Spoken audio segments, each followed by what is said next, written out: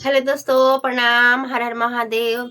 तो मैं नीलम सिंह आप सभी का अपने चैनल में स्वागत करती हूँ। तो दोस्तों, जैसा कि आप सभी जानते हैं कि जो पूर्णवासी होती है, पूर्णवासी हर महीने में एक बार आती है। ठीक है। वैसे तो सभी पूर्णवासी अपने अपनी जगह पर, सभी त्यौहार अपने अपने जगह पर बड़े हैं अपने आप में। ठीक है। तो लेकिन देखिए, जो शास्त्रों में ऐसा कहा जाता है ना कि जो माघ महीने का पूर्णवासी है वो 12 महीने के पूर्णवासी के अकेले ही बराबर होता है। ठीक है। जैसे कि 12 महीने में 12 पूर्णवासी होता है ना, तो अगर आप पूरे 12 महीने पूर्णवासी की पूजा नहीं कर सकते हैं, कथा नहीं सुन सकते हैं, व्रत नहीं रख सकते हैं, तो आप केवल एक ही माघ महीने की पूर्णवासी का अगर आप कथा सुनते हैं या व्रत रखते हैं तो आपको पूरे के पूरे 12 महीने की पूर्णवासी का ये आपको फल देता है। ठीक है। तो आज मेरे कहने का मतलब है ना कि जो आज हम वीडियो लेकर के आए हैं, तो इसमें सत्यनारायण स्वामी की कथा है। और ये माघ पूर्णमासी व्रत की सत्यनारायण स्वामी की कथा है। ये वह सत्यनारायण स्वामी की कथा है जिसके सुनने मात्र से ही हमारी सभी इच्छाएं पूर्ण हो जाती है। ठीक है। तो और ये वीडियो थोड़ी सी लंबी हो गई है दोस्तों, क्योंकि इसमें जो है ना वो सत्यनारायण स्वामी की कथा के पूरे 5 अध्याय बताए गए हैं। ठीक है। तो पूरे 5 अध्याय सुनने में थोड़ा मतलब टाइम तो लगता ही है ना, तो इसीलिए थोड़ा सा वीडियो लंबा हो गया है। तो आप लोग वीडियो को जरूर देखिएगा और स्किप मत कीजिएगा। इसमें हर वो कहानी दी गई है, कथा दी गई है जो सत्यनारायण स्वामी की जब की कथा में है 5 अध्याय। ठीक है। लीलावती कलावती की कथा भी इसमें दी गई है जो कि मेन महत्वपूर्ण रखता है ये कथा।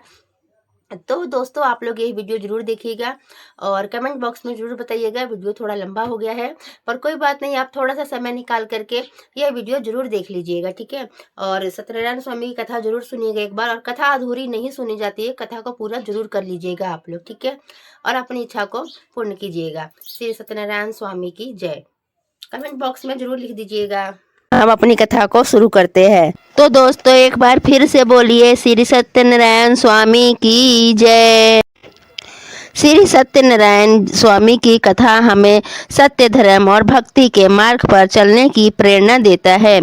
ये क्या जीवन में सुख, शांति और समृद्धि का संचार करता है, भक्तों के दुख दूर करती है। तो आइए श्रोताओं, आज माघ मास के पूर्णिमा पर हम सभी सत्यनारायण भगवान के स्मरण करते हैं और पुरानी कथा के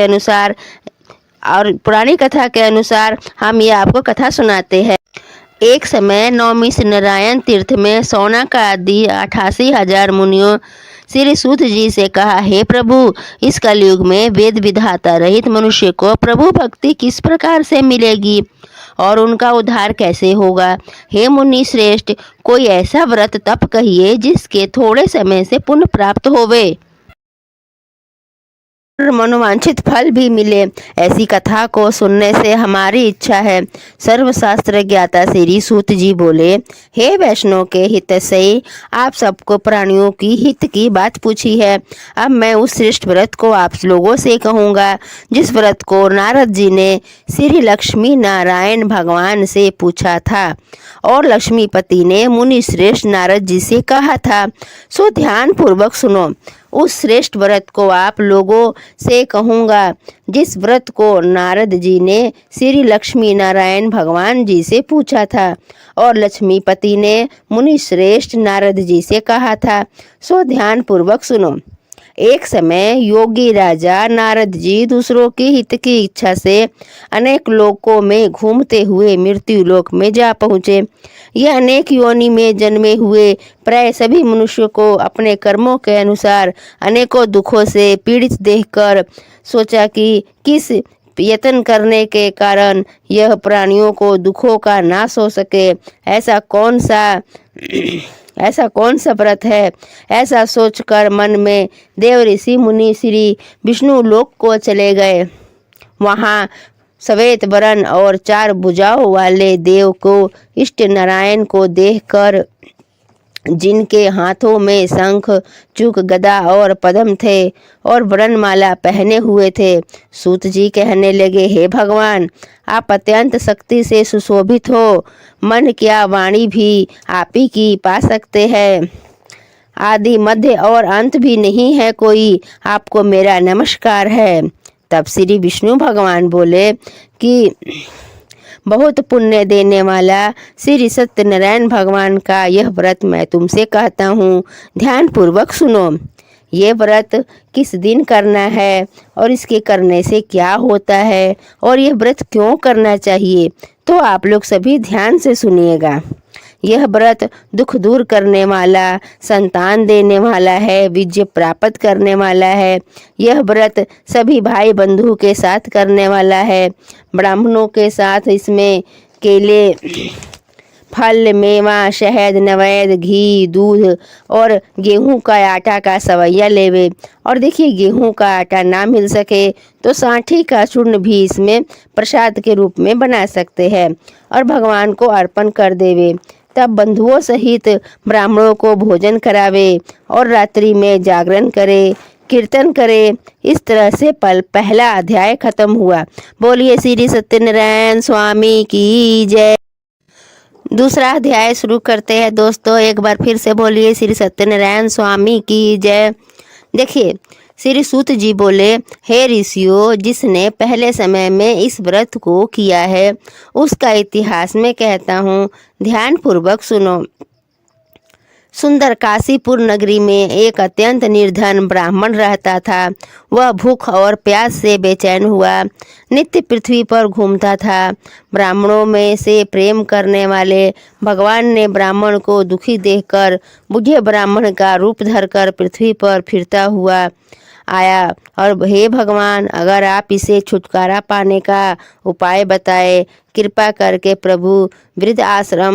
वृद्ध ब्राह्मण बोला, हे विप्र, सत्यनारायण भगवान को मनवांछित फल देने वाले हैं, इसीलिए तुम उनका पूजन करो, जिसके करने से घर में सुख शांति बनी रहती है, घर में दरिद्रता नहीं आती है और सभी मनवांछित फलों की पूर्ति होती है। संसार में इस व्रत को किसने किया है ये भी बताइए। सुत जी बोले, हे मुनियों, जिसने यह व्रत किया है वह सब भी मैं तुमसे कहता हूँ, ध्यान पूर्वक सुनो। एक समय वह ब्राह्मण धन और ऐश्वर्य के अनुसार बंधु बांधवों के साथ व्रत करने को तैयार हुआ। उसी समय एक लकड़ी बेचने वाला बूढ़ा आदमी आया और वहाँ लकड़ी को रखकर ब्राह्मण के मकान में गया और दुखी लकड़हारा उनको व्रत करते देखकर ब्राह्मण को नमस्कार करके बोला कि ये आप क्या कर रहे हैं, इसके करने से क्या फल मिलता है, कृपा करके मुझको बताइए। ब्राह्मण ने कहा, सब मनोरथ को पूर्ण करने वाला यह सत्यनारायण व्रत है, इन्हीं के कृपा से यह सब धन प्राप्त हुआ है। ब्राह्मण के इस व्रत के बारे में जानकर लकड़हारा अत्यंत प्रसन्न हुआ। चरण अमृत लेकर प्रसाद ग्रहण कर वह अपने घर को गया। अगले दिन लकड़हारे ने प्रण किया कि मैं आज गांव में लकड़ी बेचने से जो धन मिलेगा तो मैं भी सत्यनारायण जी का व्रत रखूंगा। ऐसा निश्चय कर वह लकड़हारा जिस नगर में धनवान लोग रहते थे वहां पर चला गया लकड़ियां बेचने, और वहां दिन भर उसे रोज से कहीं चौगुना धन मिला। तब वह ब्राह्मण उन पैसों से पके हुए केले, दूध, दही, शक्कर और पंचमेवा लेकर अपने घर आ गया। फिर उसने अपने परिवारजनों को बुलाकर विधि विधान से व्रत किया। उस व्रत के प्रभाव से वह बूढ़ा लकड़हारा धन, पुत्र और सुख संपत्ति से भर गया और इस लोक में सुख भोगकर अंत में वह स्वर्ग लोक में चला गया। दूसरा अध्याय समाप्त हुआ। बोलिए श्री सत्यनारायण स्वामी की जय। बोल तो लेती एक बार। तो दोस्तों, तीसरा अध्याय शुरू करते हैं। एक बार फिर से बोल दीजिए, श्री सत्यनारायण स्वामी की जय। श्री सूत जी बोले, हे श्रेष्ठ मुनियों, अब आगे की कथा कहता हूँ, सुनो। पहले समय में उल्का मुख नामक का एक राजा रहता था। वह सत्य वक्ता और जितेंद्रिय था। प्रतिदिन देवस्थानों पर जाता और गरीबों को धन देकर उन्हें खुश करता। उसकी पत्नी कमल के समान मुख वाली और सती साध्वी थी। और पुत्र की प्राप्ति के लिए भद्रशिला नदी के तट पर उन दोनों ने श्री सत्यनारायण स्वामी का व्रत किया। उस समय वहाँ साधु नामक एक वैश्य आया। उसके पास व्यापार के लिए बहुत सारा धन था। वह नाव को किनारे पर ठहरा कर राजा के पास आ गया और पूछने लगा, हे राजन, आप ये क्या कर रहे हो? मेरी सुनने की इच्छा है, कृपा करके मुझे बताइए। तब राजा बोला कि हे वैश्य, ये मैं सत्यनारायण स्वामी का पूजन कर रहा हूँ।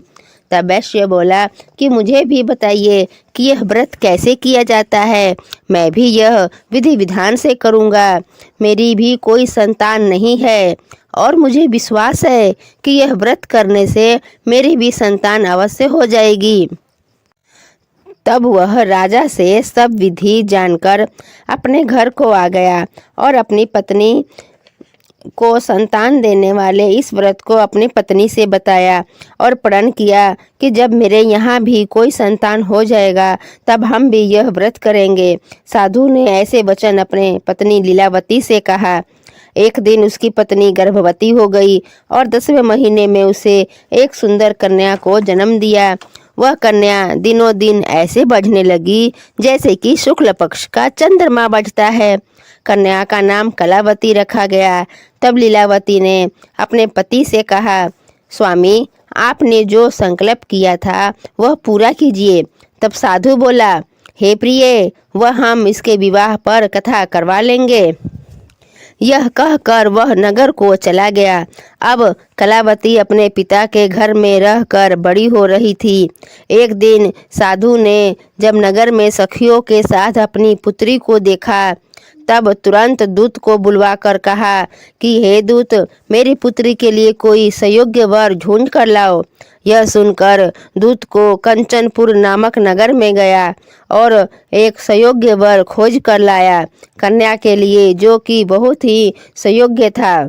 और साधु ने अपनी पुत्री कलावती का विवाह उसके साथ कर दिया। पर दुर्भाग्यवश विवाह के समय भी वह पूजा करना भूल गया।